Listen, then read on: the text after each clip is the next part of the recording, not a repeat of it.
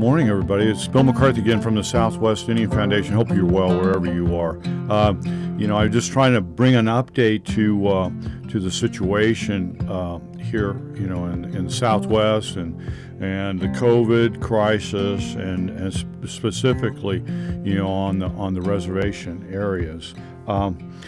Yesterday, I had quite an experience.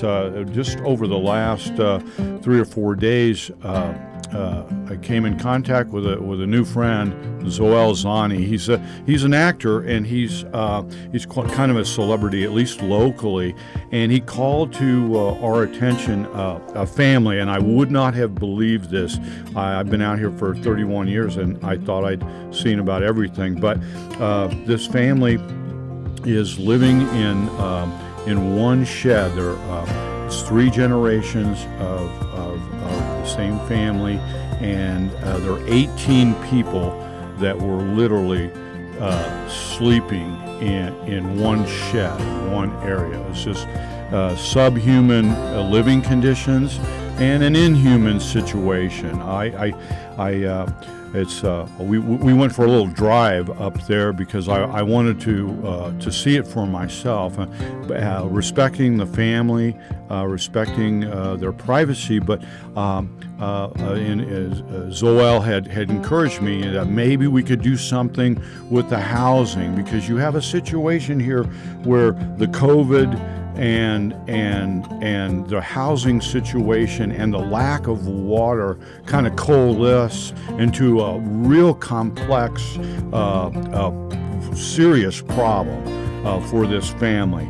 And it's up in the Chushka Mountains. I went for a little ride on a lot of back road, dirt roads, etc. And Zoel provided me with a pinpoint so I could find the place, and of course the family was just so good. It was just so good. Maybe in the near future that we will release their names, but the key thing was that they didn't have a refrigerator, so every single day they have to bring in food and water.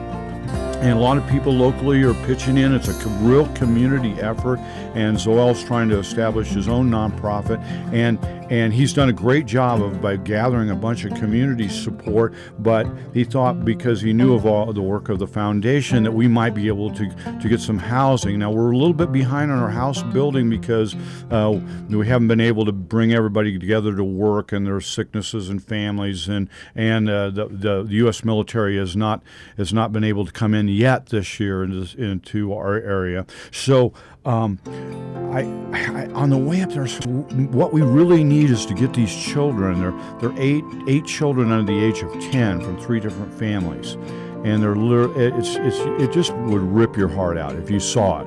And I can't even explain it. It's just one of those things when you see it firsthand, you feel it, you just know that something had to be done. So there's a vehicle there it's an ancient vehicle, and to show you get a picture that all of the clothes they keep in this old vehicle, and the grandmother, sometimes she sleeps upright in that vehicle where they have the storage for all of their clothes.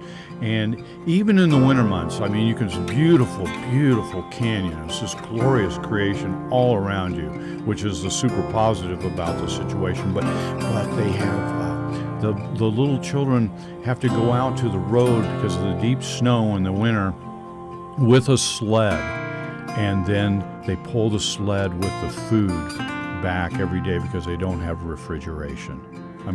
You just cannot believe that this is a situation in modern day America. And so right now we're working with some potential RV suppliers, and we're asking them to explain the situation. We're trying to raise the resources and working with them, and I hope to be able to report to you. And we could use your help. We could really use your help if you want to throw in just a little bit, whatever you can do, because we need to get these children off the dirt. We get them out of this situation, in an RV where they have a kitchen. They wouldn't have to cook outside. We have a little refrigerator. They'd be able to take a shower, have a laboratory, and have water for sanitation. And that's what we're really working towards.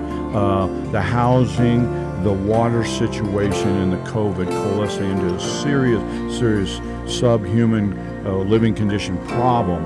And if I just my hats off to Zoel and his work for spearheading this, and hopefully very soon we can have a good report to you about this situation, and we're just doing the best we can. That's all we can do, and wishing you just the very best, and may you always walk in beauty.